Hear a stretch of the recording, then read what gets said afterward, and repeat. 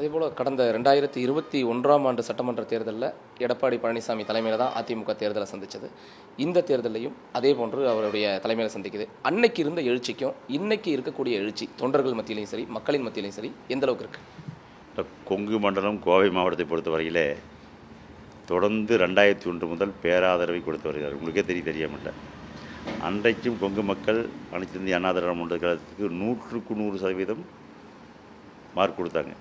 இன்றைக்கி 5 ஆண்டு காலத்திலே மக்களை வாட்டி வைத்த வரிச்சுமைகள் நிறைய அடித்தட்ட மக்கள்லேருந்து மத்திய தொழில் பண்ணுறவங்கலேருந்து யாரையும் விட்டு வைக்கிறவங்க. தொழில் பண்ணுறவங்களுக்கு பல கட்டமான நிலை கட்டண உயர்வு, மின்சார கட்டண உயர்வு, சோலார் பேனலுக்கு வரி, பீக் ஹவர்ஸ் கட்டணம், தமிழ்நாட்டிலேயே அதிக மின் கட்டணம், எந்த சலுகையும் கொண்டு வரல. ஏதாச்சும் அரசு சார்பாக சலுகை பண்ணியிருக்காங்களா? தொழில்துறைக்கு எதுவுமே சலுகை வரல. சாதாரண மக்களுக்கு வீட்டு வரி உயர்வு, தண்ணி வரி உயர்வு, குப்பைக்கு வரி உயர்வு, கொசு மருந்து அடித்ததில்லை, மின் கட்டணம் பல மடங்கு உயர்வு, அத்தியாவசிய பொருள் விலை உயர்வு. எங்கள் ஆட்சி காலத்தில் ஒரு லோடு கிராவல் வீடு கட்டுறதுக்கு வேணும் 2400 இன்றைக்கி 8000 ஒரு லோடு கிராவல். ஆள் போட்டிருக்காங்க, சர்வாதிகாரத்தோட உச்சத்தில் இருக்கிறாங்க. ஒரு லோடு மண் விவசாயி எடுத்துகிட்டு வரோம்னா அங்கே போய் பார்ட்டி பண்ணி கொடுத்தா மட்டும் தான் எடுக்க பிடிக்கும். இந்த நிலையெல்லாம் மாற வேண்டும். மக்கள் ஜனநாயகத்தின் மீது நம்பிக்கை வைக்கக்கூடிய மக்கள். இந்த மாவட்டத்தில் யார் என்ன பண்ணாலும், குட்டிச்சரணம் போட்டாலும், சட்டமன்றத்துக்கு யார் ஓட்டு போடாதுன்னு உங்களுக்கு தெளிவாக தெரியும். சட்டமன்ற தேர்தல் நாங்கள் ஜெயித்த பின்னாடி திமுக ஆட்சிக்கு வந்துச்சு. மாநகராட்சி தேர்தல் நடக்கும்போது 97 மாமன்ற உறுப்பினர்கள் கொடுத்தார்கள். ஒரு ஆளுங்கட்சியினுடைய பிரதிநிதியாக இருக்கின்ற பொழுது தான் அந்த பகுதியினுடைய அடிப்படை தேவைகளை பூர்த்தி செய்ய முடியும் எடுத்து கொடுத்தாங்க. எந்த கவுன்சிலும் இன்றைக்கி ரோட்டுக்கே வரதில்லை. ஒரு கவுன்சில் அங்கே ரோட்டுக்கு வராங்களா? இருக்கக்கூடிய பொறுப்பு அமைச்சராக இருந்தாலும் சரி, நகராட்சித்துறை அமைச்சராக இருந்தாலும் சரி, கலெக்ஷனுக்கு ஆள் போட்டிருக்காங்க. அங்கே பார்ட்டி பண்ணு போச்சுன்னா அங்கேருந்து வாட்ஸ்அப் போகுது, அப்புறம் தான் அப்ரூவலாக வரும். இதான் நிலமை. எங்கள் ஆட்சியில் 1000 சடிக்கு 37,000 அப்ரூவல் வாங்கிருக்கு. இன்றைக்கி 1,10,000 அப்ரூவல் வாங்குது. அதே 1000 சடிக்கு பன்மடங்கு உயர்வு. ஒரு தனி மனித தாக்குறது என்பது ஒரு சாதாரண நடுத்தர குடும்பமுக்குன்னா ஆண்டொன்றுக்கு 1 லட்ச ரூபாய்க்கு மேலே கண்ணுக்கு தெரியாமல் செலவு பண்ணியிருப்பாங்க. அத்தியாவசிய பொருள் விளையாட்டுறோம், வீட்டு வரி, தண்ணி வரி. வீட்டு வரி ஏறுனா என்ன ஆகுதுன்னா, தொழிற்சாலைக்கு வரி ஏறுதுன்னா வாடகைக்காரனுக்கு 2000 ஏற்றிக்கிறான் வீட்டுக்காரன். அவன் 10,000 சம்பளம் வாங்கிட்டுப்பான். அவன் குடும்பத்தை ரன் பண்ணுறது சிரமமாக இருக்குது. பல்வேறு முறையில் மறைமுகமான சுமை இருக்குது. எல்லாமே ஓட்டுங்கிற வாக்கு வங்கியில் தான் காட்டுவாங்க கோயம்புத்தூரை பொறுத்த வரைக்கும். அதே போலனா இன்றைக்கி திமுகவில் ஒரு கொங்கு மண்டலத்தில் ஒரு தனிப்பெரும் சக்தி அப்படின்னு சொல்லி அறியப்படக்கூடிய செந்தில் பாலாஜி கோவையில் நிற்கிறாரு. குறிப்பாக கோவையில் 10 தொகுதியிலையும் நாம் ஜெயிக்கிறோம், நாம் மட்டும்தான் ஜெயிக்கிறோன்ற ஒரு தாரக மந்திரம், எங்களுடைய தாரக மந்திரம் அப்படின்னு சொல்லி தான் கடந்த 6 மாதத்திற்கு மேலாக அவர் பணியாற்றிட்டு இருக்காரு. அவருடைய இந்த வருகையினால் இங்கே இருக்கக்கூடிய திமுகவினரும் ஒரு புதிய உற்சாகம் பெற்றுட்டாங்க. நாங்கள் அதிமுகவுக்கு சிம்ம சொப்பனமாக இருப்போம், 10 தொகுதியும் மொத்தமாக வென்றெடுப்போம் அப்படின்னு சொல்லி அவங்க இருக்காங்க இல்லையா? இப்போ அவங்களுடைய அந்த சவால்கள், அவங்களுடைய அந்த எதிர்த்தரப்பில் இருக்கக்கூடிய அந்த பணிகள், அதை எப்படி சமாளித்து வர போகிறீங்க? அது எப்படி ஒரு இலகுவாக இருக்குமே? எப்படி எங்களை பொறுத்தவரை களத்தில் நாங்கள் தான் இருக்கோம். திமுககாரர் அவங்க ஏற்றுக்க மாட்டேங்கிறாங்க. திமுககாரரை நான் கேட்குறேன், இந்த கட்சியில் 10 ஆண்டு கால எதிர்கட்சியில் மாவட்ட செயலாளர் இன்றைக்கி சீட் கொடுத்துருக்காங்களா? புறநகர் மாவட்டத்தினுடைய செயலாளர் யாருன்னு தெரியும், அவர் சீட் கொடுத்துருக்காங்களா? யாருக்கு இங்கே திமுக சீட் கொடுத்துருக்காங்க? இந்த கட்சிக்கு வேண்டி கருணாநிதி அவர் காலத்தொட்டு இந்த கட்சிக்கு ஓடா தலைச்சி எதிர்கட்சி ஆக்கும்போது வேலை செய்கிறா, ஆளுங்கட்சி ஆக்கும்போது வேலை செய்கிறா. 5 ஆண்டு காலம் தொடர்ந்து ஒரு மாவட்ட செயலாளருக்கே ஒரு கட்சியில் சீட் இல்லைன்னா என்ன அங்கீகாரம் இருக்குது? எப்படி நிற்கிற திமுக நேற்றுக்குவா? வெளி மாவட்டத்துலேருந்து வந்தால் எப்படி நிற்கிற திமுக நேற்றுக்குவா? நிறைய பேர் எங்கிட்ட ஃபோனில் பேசுகிறாங்க, அதெல்லாம் சொல்ல முடியாது. இந்த நிலைமை தான் இன்றைக்கி இருக்குது. எங்கள் கோவையை பொறுத்த வரையிலே மக்கள் தெளிவாக இருக்கிறாங்க. அன்பானவர்கள், பண்பானவர்கள், யாருக்கு என்ன அங்கீகாரம் வழங்க வேண்டும் என்று அவர்கள் நன்றாக தெரியும். மத்திய மாநில அரசுகள் இணக்கமாக இருக்கின்ற பொழுது எப்படி 17 மருத்துவக் கல்லூரிகளை பயிற்சி பெற்றார்களோ அதே போல் கோவைக்கு பன்னாட்டு விமான நிலையம் கண்டிப்பாக எடப்பாடியாக காமர்சேஷனை கரெக்டாக கொடுத்தாரு. 30 லட்ச ரூபா 40 லட்ச ரூபா தான் ஏக்கராக கொடுத்துருந்தாங்க. பல ஆண்டுகளாக பழங்கள் 25 வருஷம் போராட்டம். நேராக உட்கார வச்சு நில நிர்வாக சீர்திருத்த ஆணையர் சென்னை, மாவட்ட ஆட்சித்தலைவர், மாவட்ட வருவாய் அலுவலர், விவசாய சங்கங்கள் ஒட்டுக்க உட்கார வச்சு மார்க்கெட் ரேட்டில் கொடுத்து 80% நிறைவேற்றது அதிமுக.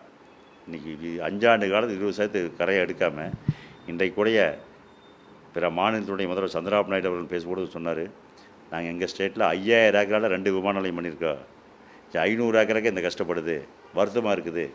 அவர் என்ன சொன்னார்னா, மத்திய மாநில அரசுகள் இணக்கமாக இருக்கின்ற பொழுது தான் அந்த பணிகளெல்லாம் செய்ய முடியும். ஆகவே கோவை மக்கள் என்டிஏ கூட்டணிக்கு ஆதரவு கொடுன்னு போனார். அம்மா ஆட்சி வரும்னு ஆறு சொல்லிட்டு போகிறாங்க. பிற மாநிலத்துடைய முதல்வர் நேராக வந்து சொல்லி போட்டு போகிறாரு. திமுக ஒன்றுமே செய்யலை. அப்போ எப்படி வரும்?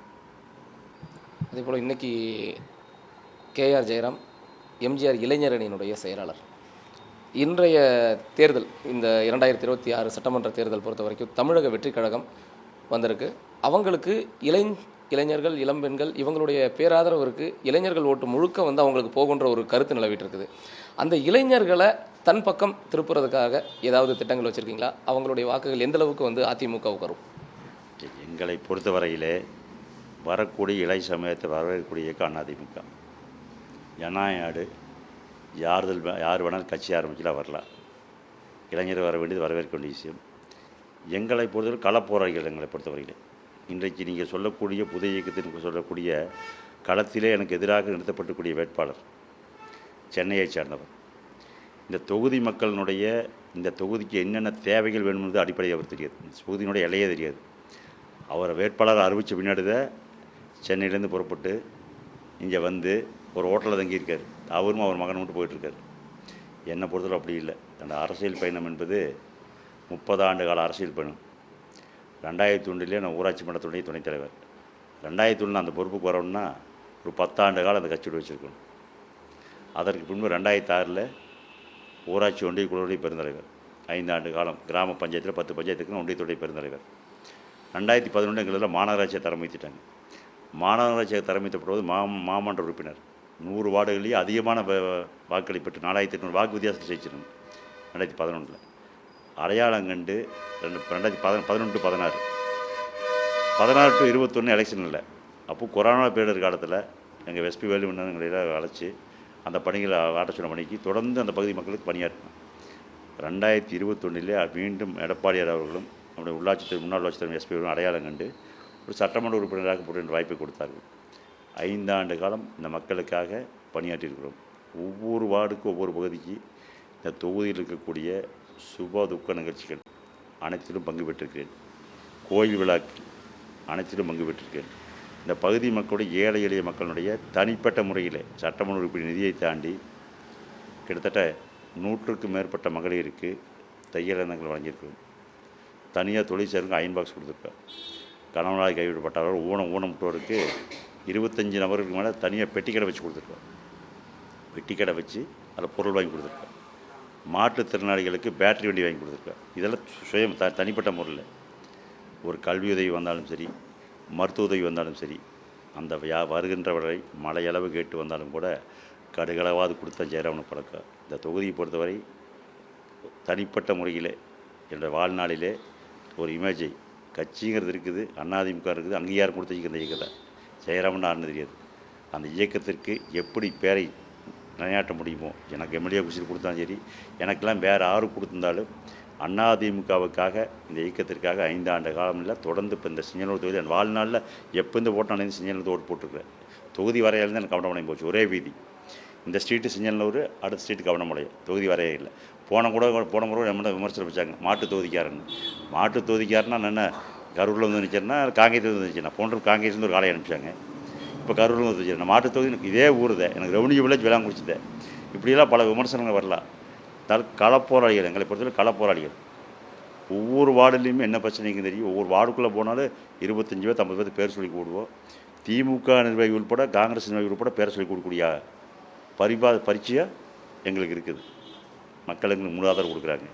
களத்தில் எதிரணி நினைச்சதை பொறுத்தளவுக்கு யாருன்னே தெரியாது. ஒரு ஸ்டாராக இருக்கலாம், ஒரு இளைஞர்கள் இருக்கலாம். இளைஞர்களுக்கு நாங்கள் என்ன இன்றைக்கி விளையாட்டு ஊக்குவிச்சதுக்காக ஒவ்வொரு ஆண்டும் கிரிக்கெட் பயிற்சியாக இருந்தாலும் சரி, வாலிபாலாக இருந்தாலும் சரி, இண்டோர் கோட்டாக இருந்தாலும் சரி, ஆண்டுதோறும் எங்களுடைய இயக்கத்தினுடைய தலைவருடைய பிறந்தநாளுக்கு அந்த நிகழ்ச்சியை வச்சு இளைஞர்களை ஊக்கப்படுத்துகிற நிகழ்ச்சியை வச்சுருக்கிறோம். இளைஞர்கள் அது மட்டும் இல்லாமல் ரத்த தான முகாம் நடத்துகிறாங்க. அதுக்கெல்லாம் போய் ஊக்கப்படுத்தக்கூடிய இயக்கம் அதிமுக. அவங்களுடைய ஒன்றிணைந்து பணியாற்றக்கூடியவர்கள் நாங்கள். இளைஞர்கள் அரசியலுக்கு வர வேண்டாம்னு சொல்லல, வந்து பழகிட்டு தாராளமாக நாளை வழி நடத்திட்டு ஒரு தலைவர் வேணால் ஒரு மாஸ் கேண்டிடேட்டை மாஸ் ஆக்டராக்கலாம். அவருக்கு இருக்கிற இமேஜ் அவர் போட்டிருக்கிற கேண்டிடேட்டுக்கு வருமா? இங்கே போட்டிருக்கிற நீங்கள் சொல்லக்கூடிய இயக்கத்தில் போருக்கு தாவேக்கனுடைய கேண்டிடேட்டார் ஒரு ஹிஸ்ட்ரி எடுத்து போடுங்க. இந்த சிஞ்சனூர் தொகுதியில் என்ன பணி செஞ்சுருக்காரு சொல்லுங்கள். ஒரு ஆர்ப்பாட்டம், ஒரு ரத்த தான முகாம், ஒரு கல்வி முகாம் ஏதாச்சும் ஒரு பண்ணியிருக்காரு. ஏதாச்சும் ஒரு சமுதாயம் சார்ந்தபடி ஏதாச்சும் பண்ணியிருக்காருன்னு சொல்லுங்கள். ஒரு வேலையை எலெக்ஷன் அறிவிச்சிருக்காங்க, வந்திருக்காங்க, மாரியம்மன் கோயில் கம்பம் போட்டிருக்காங்க, கம்பம் சுற்றி யாருன்னா கம்பத்தை பிடிக்கிட்டு போயிடுவாங்க. இதுதான் அவங்க வேலை. நாங்கள் அப்படி இல்லை. எங்கள் பதவி இருந்தால் இல்லாட்டி கூட எங்களை பொறுத்த வரைக்கும். அதே மாதிரி இப்போது சிங்காநல்லூர் தொகுதியை பொறுத்த வரைக்கும் எதிரணி வந்து காங்கிரஸ்ன்னு சொல்லலாம் இல்லையா? இப்போது திமுகவுக்கு கொடுத்துருக்கும் பட்சத்தில் போட்டி எந்த அளவுக்கு இருக்கும்னு நினைக்கிறீங்க? இப்போ உங்களுக்கு காங்கிரஸ்க்கு கொடுத்துருக்கிறதுனால அந்த போட்டி எந்த அளவுக்கு இருக்கும்னு எதிர்பார்க்குறீங்க? இல்லை, கடந்த முறையே எனக்கு திமுகவுடைய மாவட்ட செயலாளர் தான் எனக்கு எதிரணியினுடைய வேட்பாளர். அவர்தான் வந்து இங்கே மட்டும் இல்லை, எங்களுடைய முன்னாள் உள்ளாட்சி தலைமை எஸ்பி தொகுதிக்கு இன்சார்ஜ் போட்டு வச்சுருந்தாங்க. இந்த மாநகர் மாவட்டம் பார்த்துட்டு புறநகர் மாவட்டத்துக்கு கூட அவர் தான் இன்சார்ஜ் போட்டாங்க. அப்படிப்பட்ட கேண்டிடேட்டுவே நான் ஜெயிச்சு வந்துட்டேன். இன்றைக்கி காங்கிரஸில் என்ன போய்க்குது? காங்கிரஸில் ஆளே கிடையாது. இன்றைக்கி ஊத்துக்கு உட்கார காலுக்கு தான் முதல்ல. எங்களுக்கு பொருட்டே கிடையாது. எதிரணியில் இருக்கிற வேட்பாளர்கள் என்னை பொறுத்த வரைக்கும் 2 வேட்பாளரும் எனக்கு பொருட்டே கிடையாது.